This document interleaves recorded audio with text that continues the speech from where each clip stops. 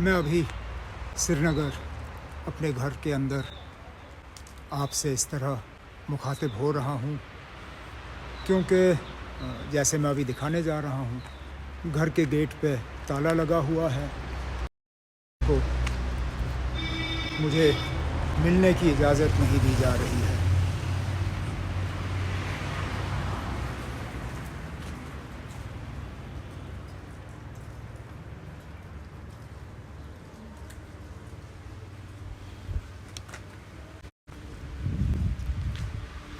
मैं चाहता था कि आज सुप्रीम कोर्ट में जो हुआ उसका मैं रिएक्शन और मैं उसके बारे में अपने ख़यालात डायरेक्ट मीडिया को दे देता, जिसके ज़रिए वो आप तक पहुंचा देते, लेकिन उन्हें मेरे घर आने की इजाज़त नहीं और मुझे यहाँ से निकलने की इजाज़त नहीं। तो मजबूरन मुझे आज ये तरीक़ा अपनाना पड़ रहा है। आज सुप्रीम कोर्ट ने आखिरकार 370 को 35A को जम्मू कश्मीर को 2 हिस्से में तकसीम करना, यूनियन टेरिटरी का दर्जा देना, इन सब मामलों पे अपना फ़ैसला सुनाया। क्या यही फ़ैसले की हम उम्मीद लगाए बैठे थे? बिल्कुल नहीं। हमने सुप्रीम कोर्ट का दरवाज़ा खटखटाया था क्योंकि हम इंसाफ की उम्मीद कर रहे थे। ज़ाहिर सी बात है कि हमारी उम्मीदों मैं पूरी तरह से मुतमईन हूँ कि इससे ज़्यादा शायद हम कर नहीं सकते थे। हकीकत ये है कि हमारे मुखालिफ भी इस चीज़ को तस्लीम करने पे मजबूर हुए कि जहाँ तक केस का सवाल है, हमारे सबसे बेहतरीन वकील और उनकी जो कोशिशें रहीं, चाहे वो कपिल सिब्बल साहब हो, गोपाल सुब्रमण्यम साहब हो, मुझे नहीं लगता है कि उससे बेहतर वो कर सकते थे। 370 और रियासत दोबारा बहाल हो उसके लिए। बदकिस्मती से हम उन 5 ऑनरेबल जजेस को अपने सोच में हम उनको ला नहीं सके, उसके लिए तैयार नहीं कर सके, जिसके लिए न सिर्फ मुझे अफसोस है, हम माजरत खां हैं जम्मू कश्मीर के लोगों के साथ, लद्दाख के लोगों के साथ और बाकी मुल्क के उन लोगों के साथ जो चाहते थे कि हम इस लड़ाई में कामयाब हो जाएं।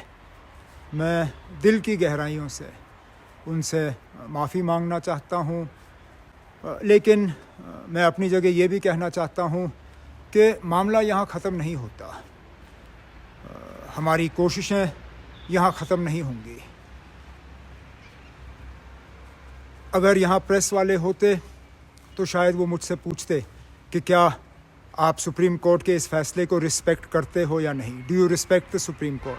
बिल्कुल, हम सुप्रीम कोर्ट को रिस्पेक्ट करते हैं। अगर हम सुप्रीम कोर्ट को रिस्पेक्ट नहीं करते तो हम सुप्रीम कोर्ट में जाते क्यों इंसाफ हासिल करने के लिए? हकीकत ये है कि अगर हम आज कामयाब होते तो क्या मुझसे पूछा जाता do you respect the supreme court? हारने के बाद अगर मैं ये कहूँ कि हम सुप्रीम कोर्ट को नहीं मानते या सुप्रीम कोर्ट के इस फ़ैसले को नहीं मानते, तो वो अपनी जगह गलत होता। लेकिन क्या इसके बाद हमारे पास और रास्ते हैं? क्यों नहीं हैं? बिल्कुल हैं।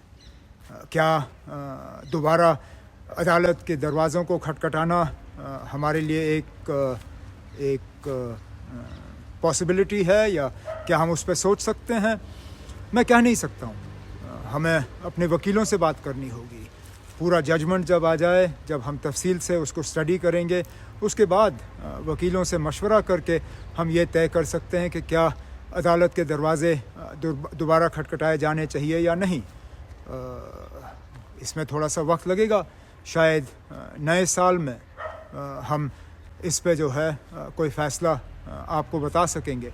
लेकिन वो अदालत के दरवाज़े छोड़ के मैंने हमेशा कहा है कि ये हमारी लड़ाई जो है ये एक सियासी लड़ाई है, एक आइनी लड़ाई है, कानून के दायरे के अंदर लड़ाई है।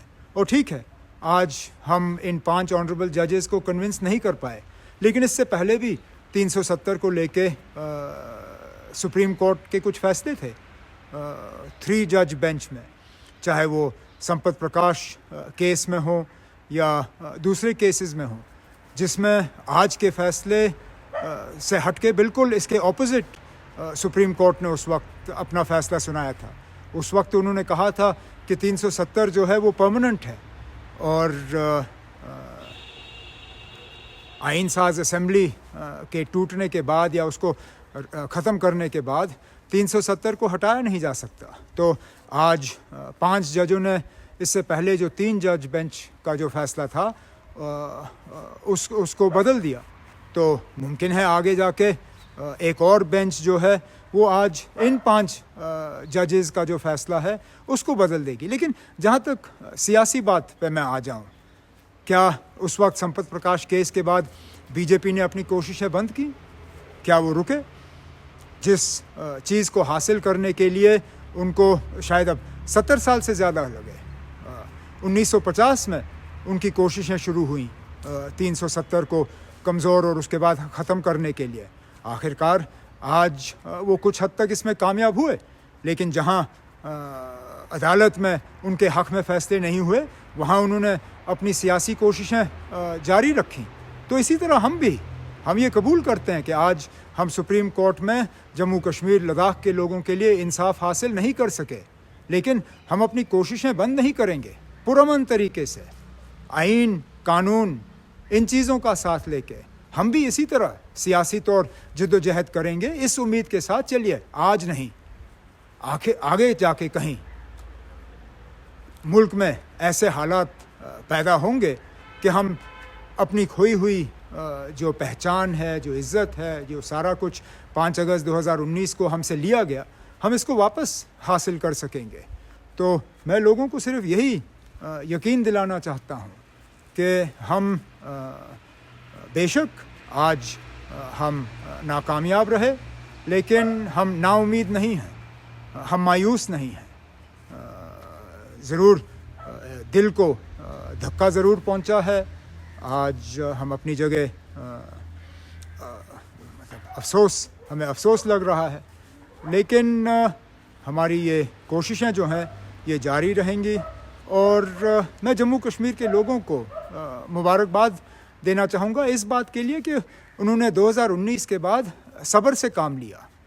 उन्होंने हालात या माहौल को बिगड़ने नहीं दिया, उन्होंने कानून को अपने हाथ में नहीं लिया। और मैं चाहूँगा कि आगे भी हम इसी तरह का जो है लाएअमल जो है वो इख्तियार करें, क्योंकि ये लड़ाई जो है ये एक दिन की लड़ाई नहीं है, ये एक हफ्ते की लड़ाई नहीं है, ये एक महीने की लड़ाई नहीं है, शायद ये 1 साल की भी लड़ाई नहीं होगी। कब हम इस लड़ाई में अपने मंजिल तक पहुंचेंगे कोई कह नहीं सकेगा, लेकिन मंजिल तक पहुंचने के लिए हम अपनी कोशिशें जो हैं वो पूरी तरह से हम जारी रखेंगे। बाकी जहाँ तक सुप्रीम कोर्ट ने इलेक्शन की बात की हो या स्टेटहुड की बात की हो या ट्रूथ एंड रिकन्सिलिएशन कमीशन की बात की हो, मैं इस पे आज जाऊंगा नहीं, क्योंकि बड़ा मामला हमारे लिए इलेक्शन नहीं था। स्टेटहुड कुछ हद तक हमारे लिए एक इशू है, लेकिन 370 के मुकाबले में भी स्टेटहुड हमारे लिए इशू नहीं था।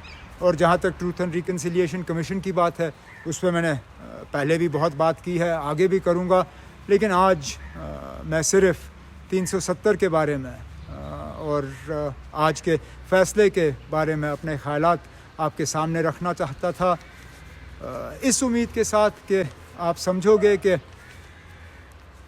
हम इस फ़ैसले की उम्मीद नहीं कर रहे थे। हमने, जैसे मैंने आपसे शुरू में कहा, हम इंसाफ की उम्मीद लेके हमने अदालत के दरवाज़े खटखटाए थे। चलिए इस बार ना सही, अगली बार। दिल नाउम्मीद तो नहीं, नाकाम ही तो है। लंबी है غم کی شام مگر شام ہی تو ہے.